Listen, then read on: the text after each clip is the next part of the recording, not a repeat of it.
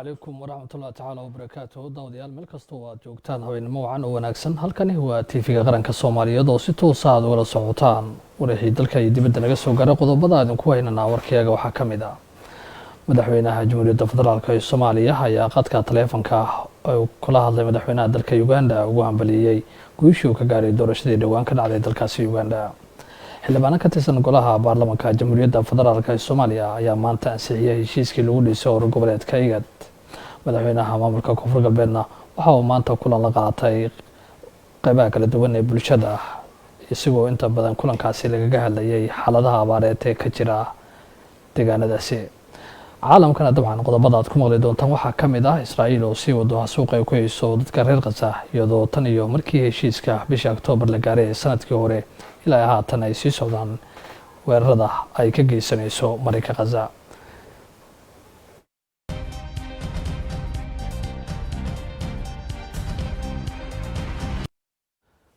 sida warbixinta aad ku maqleyseen madaxweynaha Jamhuuriyadda Federaalka ee Soomaaliya mudane Xasan Sheekh Maxamuud ayaa maanta wadahadal taleefanka la yeeshay madaxweynaha dalka Uganda Yoweri Museveni waxaana madaxweyne Xasan Sheekh ugu hambaliyay guushii uu ka gaaray doorashadii dhawaan ka dhacday dalka Uganda madaxweyne Xasan Sheekh ayaa hambaliyada dhigiisa dalka Uganda waxa uu ugu hambaliyay guushaasi asigoo u rajeeyay in muddada xilhayntiisa uu ku hogaamiyo dalkiisa nabad barwaaqo iyo horumar inta wada hadalka uu socday labada madaxweyne waxa ay isla soo qaadeen xoojinta iskaashiga soo jireenka ah ee ka dhaxeeya labada dal oo ay ka mid yihiin dhinacyada amniga siyaasadda iyo iskaashiga danaha guud ee labada shacab waxayna isla adkeeyeen muhiimadda ay leedahay wadajirka iyo ilaalinta madaxbannaanida dalalka gobolka dhinaca kale hadaan eegno golaha baarlamaanka Jamhuuriyadda Federaalka ee Soomaaliya ayaa maanta ansixiyay heshiiska lagu dhisay urur goboleedka IGAD waxaana kulankaasi nooga qayb galay Ibraahim Guule Isxaaq dabadeedna warbixintan inooga diyaariyay mudanayaasha golaha shacabka ee baarlamaanka Jamhuuriyadda Federaalka ee Soomaaliya ayaa maanta xarunta golaha shacabka ku yeeshay kalfadhiga toddobaad kulankiisa 30aad waxaana shir gudoominayay gudoomiyaha golaha shacabka ee baarlamaanka dalka mudane Sheekh Aadan Maxamed Nuur Sheekh Aadan Madoobe ugu horeyn xildhibaanada golaha shacabka waxa ay maanta akhrinta saddexaad marsiiyeen heshiiskii lagu aasaasay urur goboleedka IGAD waxaana gudoomiye ku-xigeenka guddiga arrimaha dibadda ee golaha shacabka ee baarlamaanka dalka oo xildhibaanada golaha shacabku la wadaagay warbixinta akhrinta saddexaad ee heshiiska urur goboleedka IGAD lagu aasaasay mudane gudoomiye guddigu wuxuu la tashiyo la sameeyay dhinacyada ay qusayso heshiiskan si waafaqsan qodobka 110aad firqadiisa afraad ee xeer hoosaadka golaha shacabka mudane gudoomiye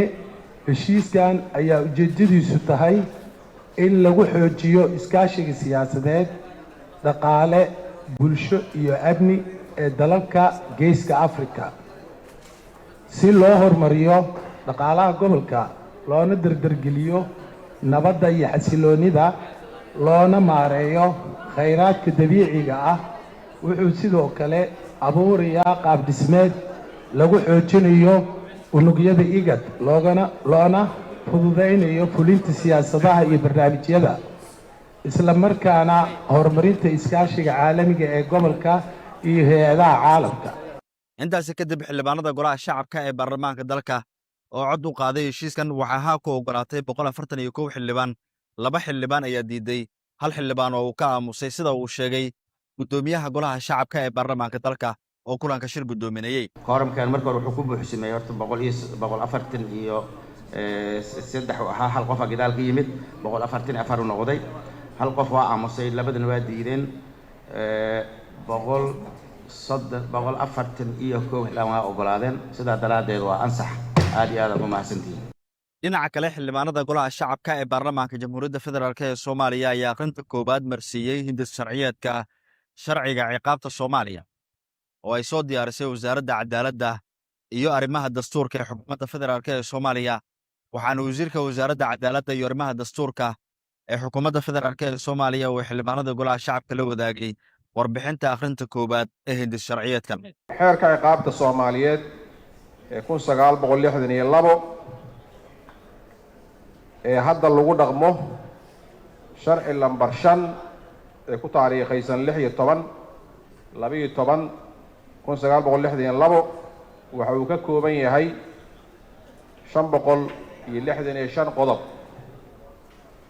wuxuuna u kala baxaa 3 buug kuwaas oo kala ah aragtida guud buugga labaad dambiyada buugga saddexaad gafafka xeerkan wuxuu muddo dheer yahay tiirka ugu muhiimsan ee lagu hago dambiyada iyo ciqaabta dalka lambar 2 sababaha keenay in hindiso cusub la qoro waxay ka dhalatay warbixintii guddigii wasaaradda cadaaladda iyo arrimaha dastuurka ee sanadkii 2023 aan u saarnay waxay muujisay baahi dhab ah oo loo qabo in la qoro hindis sharciyeed cusub sababo la xiriira kow in falsafada uu ku dhisan yahay xeerka ciqaabta hadda jira ay ka duwan tahay falsafada ciqaabeed ee ku dhisan shariicada islaamka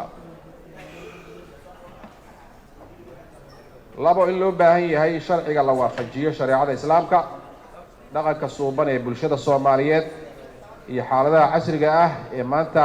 jira meelaha uu khilaafsan yahay waxaa sidoo kale soo baxday inay adag tahay in lagu kaaftoomo wax ka bedel kaliya oo lagu sameeyo xeerka hadda jira maadaama sida xeeroosaadka golaha shacabka uu qorayo hindis sharciyeedka marka uu marayo akhrinta koowaad ee sarwax dooda ka furnayd marka laga reebo dhowr su'aalood oo ku saabsan mabaadi'da guud ee hindis sharciyeedka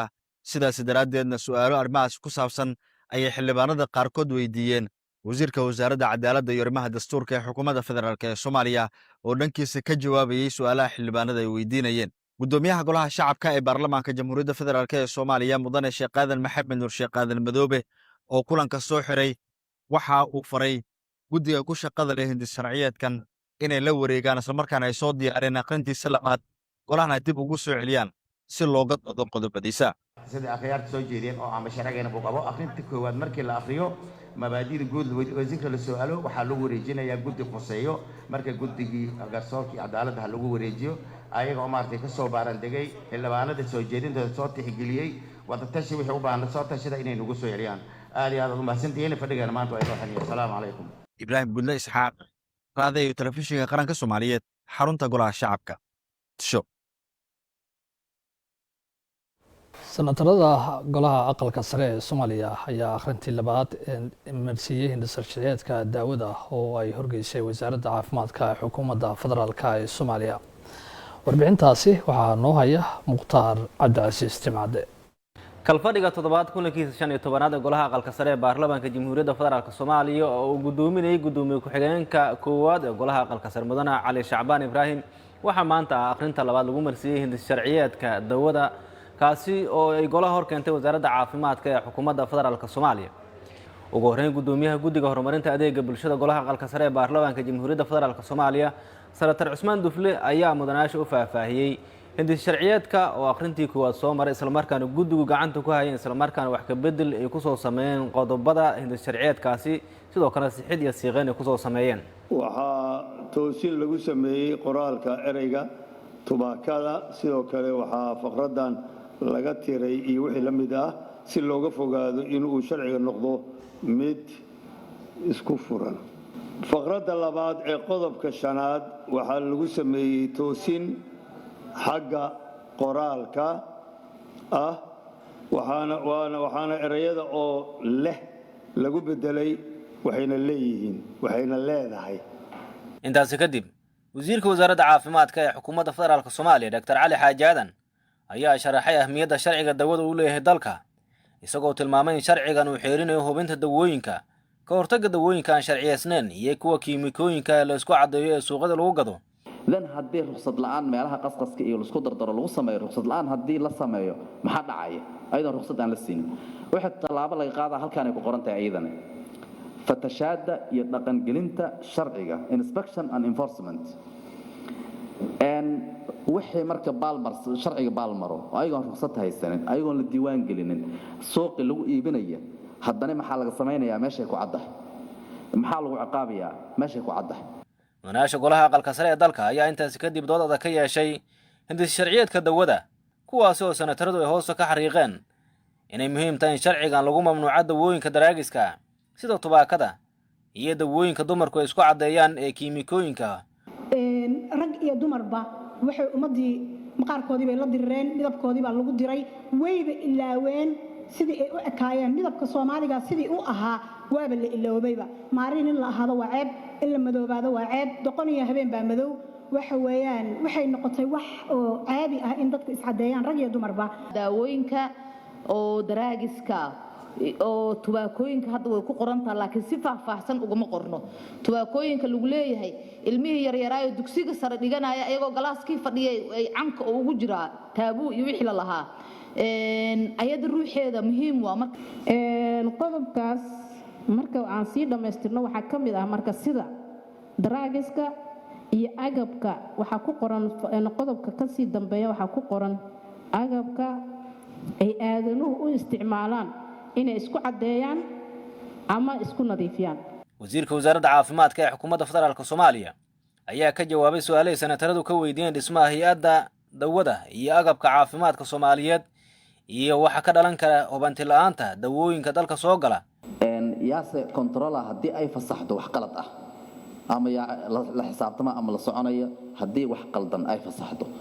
dood noocaas waa dood logic ah hay'addu waxay leedahay board of directors gudoomiye ku-xigeenka koowaad ee golaha aqalka sare ee dalka mudane Cali Shacbaan Ibraahim oo soo xiray kulanka maanta ayaa bogaadiyay sida looga doodo sharciga dawada waxaan daawo waay in la cilmiyeeyo waay marka wixii su'aalaha la cilmiyeeyo macnaha wixii midqana ku darad iyo kelmadana gudoomiye su'aaladu way qorteen marka sharcigii akhrintii labaad waa ka gudbay akhrintii saddexaad u gudbaya shirkeenina waa noo xiriyaan waan mahadsantahay mukhtaar cabdicasiis macad warbaahinta qaranka madaxweynaha koonfur galbeed mudane cabdicasiis laftagareen ayaa maanta kulan la qaatay guddiga habaaraha qaybaha kala duwan ee bulshada culimo-diinka iyo ganacsatada waxaana kulankan uu ka dhacay magaalada Baydhabo lagaga hadlayay xaaladaha abaareed ee gobolkaasi ka jira warbixintaasi waxaa noo haya Siraaj Sheekh Isxaaq shirkan degdega ah ee maanta ka qabsoomay xarunta aqalka madaxtooyada ku meel gaarka ee magaalada Baydhabo waxaa shir gudoomiyay madaxweynaha koonfur galbeed mudane cabdicasiis xasan maxamed laftagareen waxaana ka soo qayb galay dhammaan xubnaha guddiga gurmadka abaaraha ganacsato iyo culimo-diin shirkan ayaa waxaa muhiimadiisu ay ahayd ka tashi guud oo ku saabsan sidii loo wajihi lahaa xaaladaha degdega ah xilligan kusoo kordhay deegaanada koonfur galbeed ee salka ku haya abaaraha xilligan laga dareemayo deegaano iyo degmooyin ka tirsan koonfur galbeed iyo sidii culimo-diinka ganacsatada iyo dowladdu ay isaga kaashan lahaayeen sidii gurmad bani'aadanimo loo gaarsiin lahaa dadkaasi ay abaaruhu saameeyeen guddiga gurmadka abaaraha ayaa warbixino kala duwan oo saameynta abaaraha ku saabsan laga dhageystay kadibna markii uu shirka soo cidlaaday waxaa warfideenka la hadlay wasiirka wasaaradda gargaarka iyo maareynta masiibooyinka koonfur galbeed mudane cabdinaasir cabdi caroosh oo si aad u faahfaahiyey shirkan iyo waxyaabaha diiradda lagu saaray bismillaahir rahmaanir rahiim maanta waa arbaco bishii janaayo 22 sanadka 2026 magaalada Baydhabo waxaa noo qabsoomay kulan aad muhiim u ahay oo dhex maray madaxweynaha dawladda koonfur galbeed Soomaaliya iyo ganacsatada iyo culimada deegaanada koonfur galbeed Soomaaliya kulankaas oo la isaga wareysanayay xaaladda abaaraha iyo soo food saartay deegaanada koonfur galbeed Soomaaliya madaxweynaha warbixin dheer u jeediyay ganacsatada iyo culimada ayaa ka warbixiyay nolosha bulshada sidee tahay deegaanada kala duwan ee koonfur galbeed Soomaaliya iyo dadaalada ilaa hadda ee dawladda koonfur galbeed sameysay iyo dad badan oo reer koonfur galbeed oo gurmad dawladda ay gaarsiisay si isku tashi ah madaxweynaha wuxuu u sheegay ganacsatada in guud ahaan deegaanada koonfur galbeed Soomaaliya 18 degmo ay soo food saartay cunno yari iyo biyo yari oo haddaan gurmad degdeg ah la sameeynin keeni kara cunto la'aan iyo biyo la'aan taasoo khatar gelinaysa nolosha bulshada madaxweynaha wuxuu ka codsaday ganacsatada iyo culimada inay u istaagaan arrinta gurmadka oo ay bilaabaan inay aruuriyaan dhaqaale si toosna u gaarsiiyaan waxaa kaloo madaxweynaha uu ka codsaday in hawsha ay qabanayaanna ay u madax bannaan yihiin wuxuuna madaxweynaha u sheegay inay xor u yihiin inay gurmad gaarsiiyaan deegaan walba oo ka mid ah dhulka koonfur galbeed Soomaaliya ganacsatada waxay ballan qaadeen in arrintaas ay sameyn doonaan wax walba oo garabkooda ah ayagoo kaashanaya culimada kulankan maanta waxaa qayb ka ahay oo abaabulkiisa iyo soo qayb weyn ka ahay wasaaradda ganacsiga koonfur galbeed Soomaaliya wasaaradda arrimaha diinta dowladda koonfur galbeed soomaaliya wasaaradda qorsheynta dowladda koonfur galbeed maamulka degmada baydhabo iyo xafiiska madaxweynaha ayaa intaas ka kaashaday iyo wasaaradda gargaarka koonfur galbeed soomaaliya kulankan wuxuu ku dhammaaday guul. Siraaji Shaysaa, warbaahinta qaranka, Baydhabo.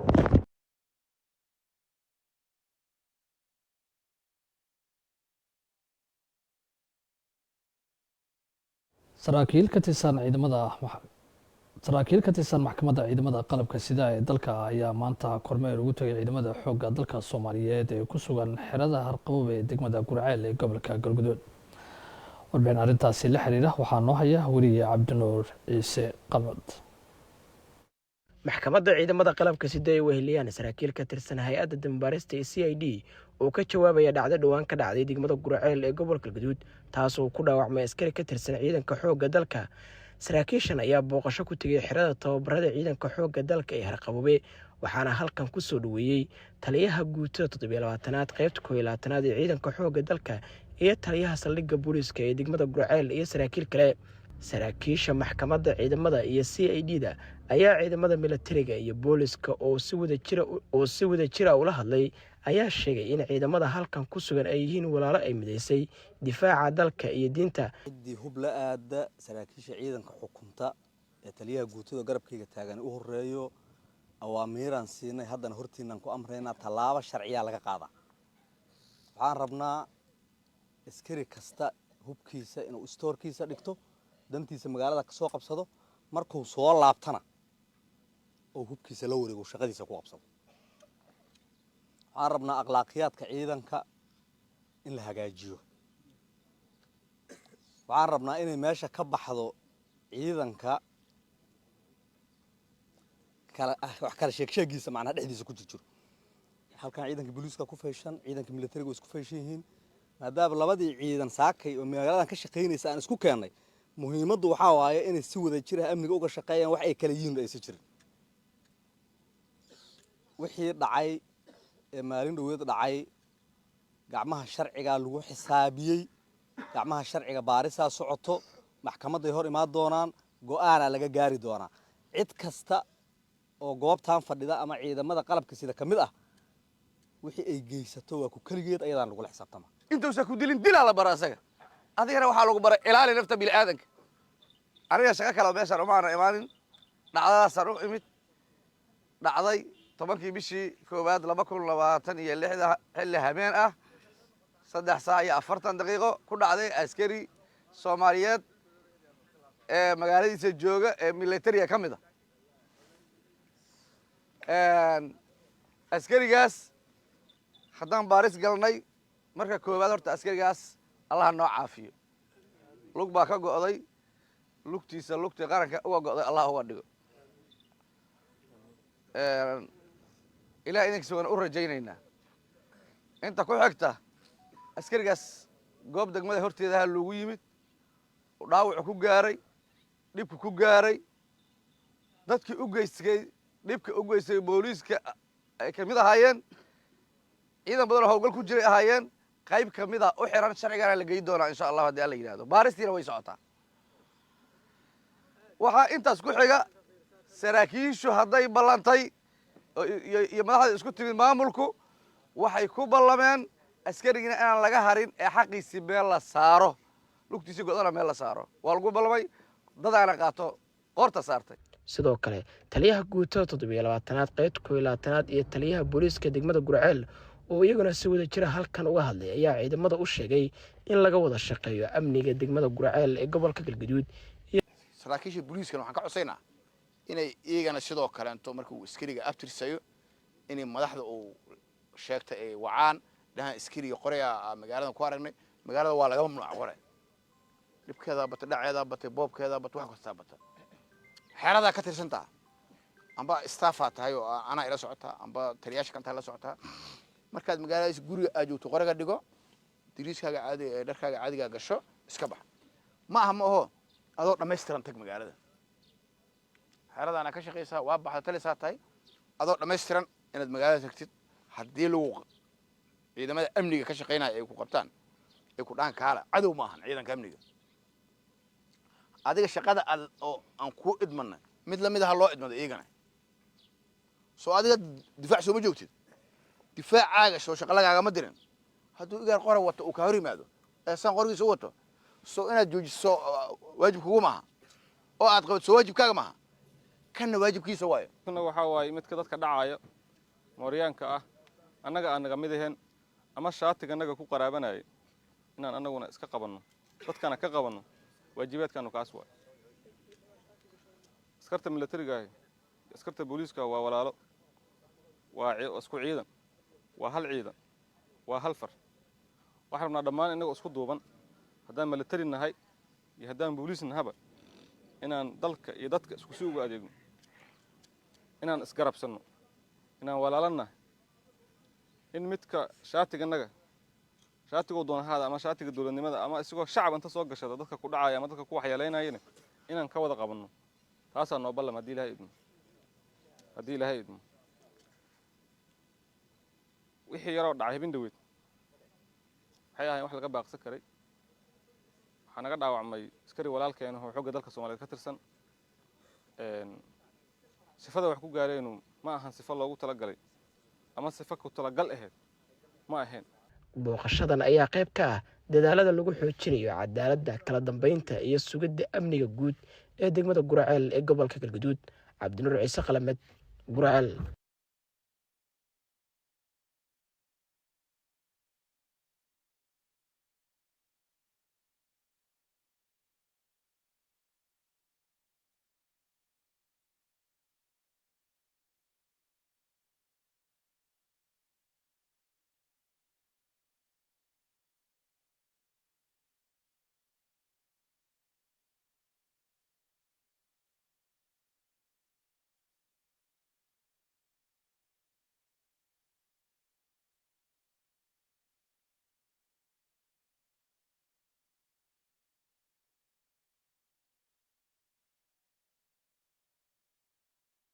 degmada Baraawe ee gobolka Shabeellada Hoose ayaa maanta lagu qabtay kulan looga arinsanayay xaaladda ammaan ee degmadaasi waxaana kulankan intuu socdo laga soo saaray awaamiir kor loogu qaadayo adkeynta amniga sida warbixintan uu ku eegayo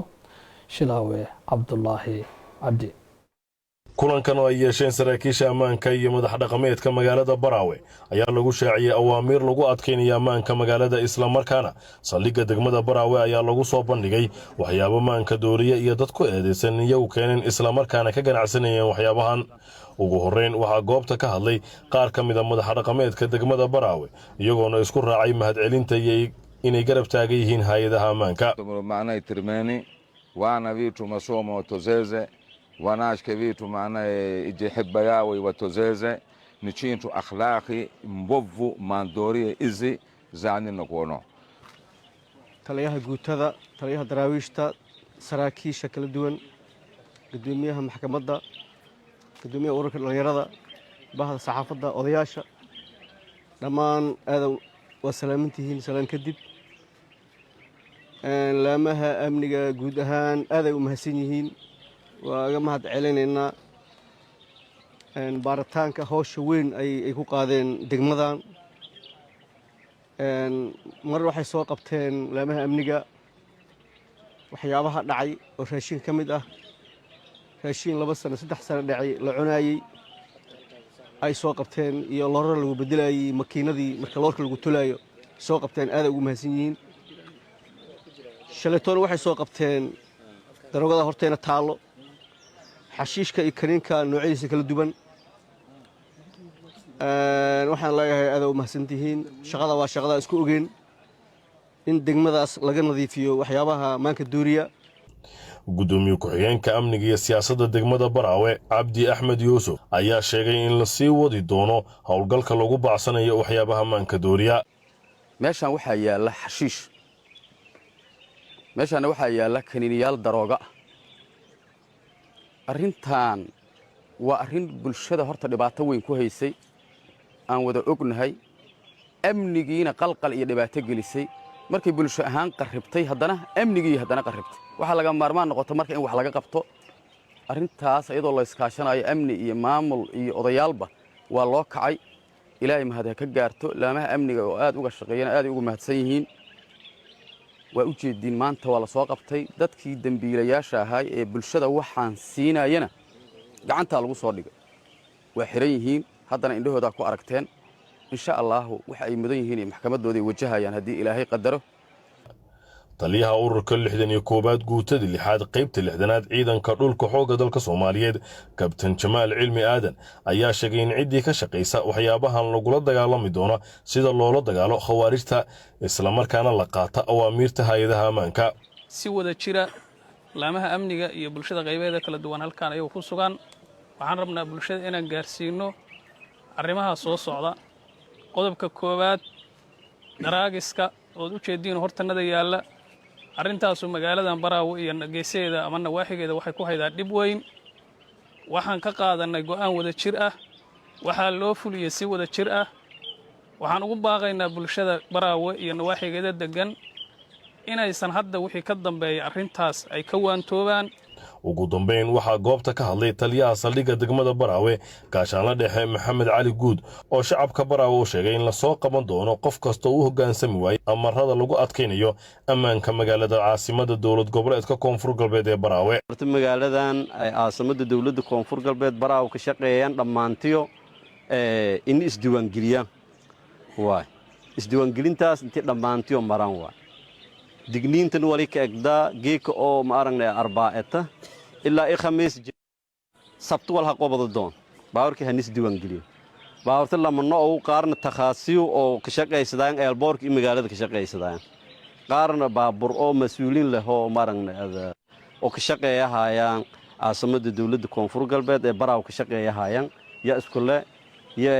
baawrta mas'uuliinta ini goosadaan yoon has diiwaan geliyaan baaburta kale oo takhaasida aniyoon ma aragnay AEB la qoray lamano marka AEB wali la qoray baaburta shaqeysadaha oo takhaasida oo degmadan ka shaqeysadaha ayaan la qoray baaburta kale oo mas'uuliinta aniyoon ma aragnay si gooni la duwan geli doon oo Ben Solution ma aragnay wal Ben Sol aroon batata mal ogol kulankan oo ahaa mid lagu adkeynaya ammaanka magaalada ayaa waxaa goobjoog ahaa taliyaha guutada 6aad qaybta 6aad ciidanka dhulka xoogga dalka Soomaaliyeed gaashaanle dhexe Liibaan Yuusuf Garre Shilaawa Cabdullaahi Cabdiraxmaan warbaahinta qaranka gudoomiyaha gobolka Banaadir ayaa maanta ka qayb galay shirweyne ku saabsan nidaamka federaalka Soomaaliya kaasi oo lagu qabtay magaalada Muqdisho wali Maxamed Daar Dagane ayaa warbixintaasi noo eegaya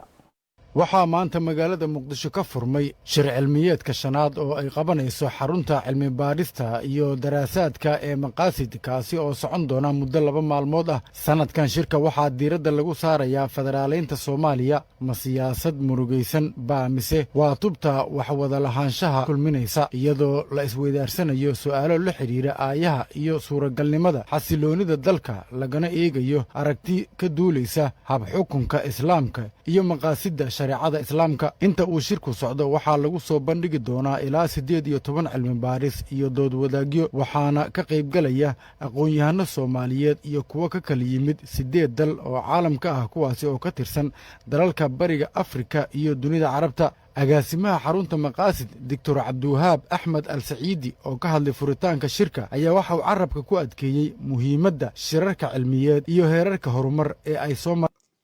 نرحب بكم في انطلاقة هذا المؤتمر الخامس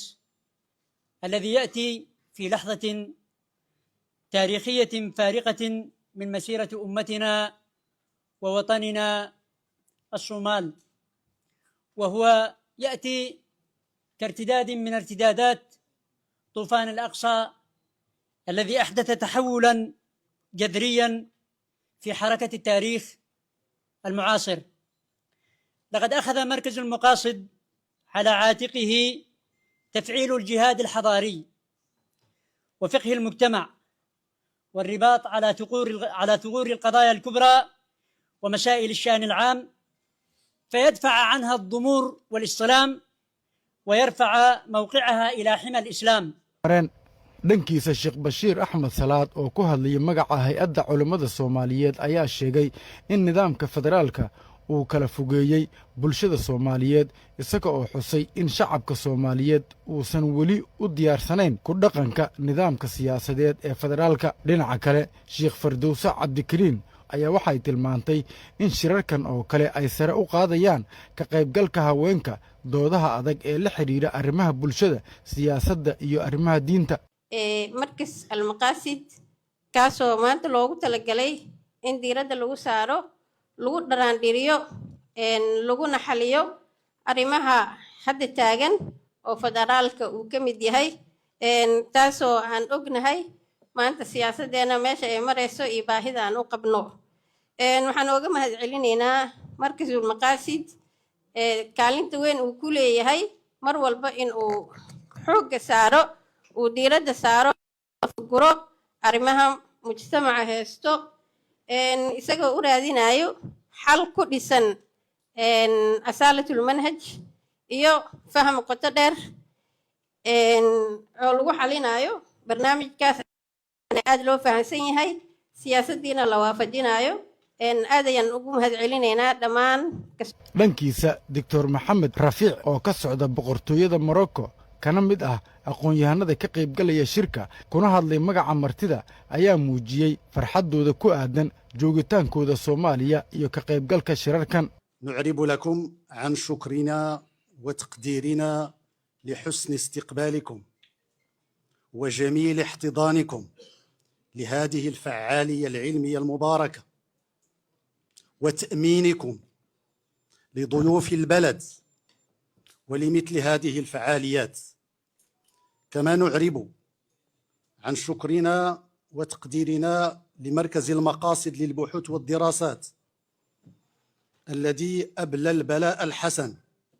في حسن تنظيمه. xildhibaan brofesor doctor maxamed sheekh axmed maxamed alxasani oo ah madaxa xarunta maqaasid ayaa waxa uu waag saaxiibayaal iminkan haddii aan eegno wararka caalamka dowladda Israa'iil ayaa sii wada dagaalka ay ku hayso dadka reer Falastiin ee Mareykanka Gaza iyadoo tan iyo markii lagu dhawaaqay xabajoojinta bishii Oktoobar ee sanadkii tagay 2025 ilaa haatan ay sii socdaan dhibaatooyinka ay dadka Falastiiniyiinta u geysanayso iyo duqeymaha isdaba joogga. sida wararku ay sheegayaan dhimashada ayaa sii kordhaysa kadib markii ay weerar ay ka furiyeen ciidamada Israa'iil Mareykanka Gaza. inkastoo xabajoojintaasi ay dowladda Israa'iil ay jebisay haddana waxaa muuqanaya in ilaa iyo iminka ay dagaalada ay ka wado waqooyiga magaalada Gaza isla markaasina la sheegay inay duqeymo dhowr ay ka fulisay dhowr goobood oo ku yaala waqooyiga iyo koonfurta Gaza. Ra'iisul Wasaaraha dalka Israa'iil Benjamin Netanyahu ayaa sheegay oo ah nin si weyn u doonayso maxkamadda caalamiga ah ee dambiyada dagaalka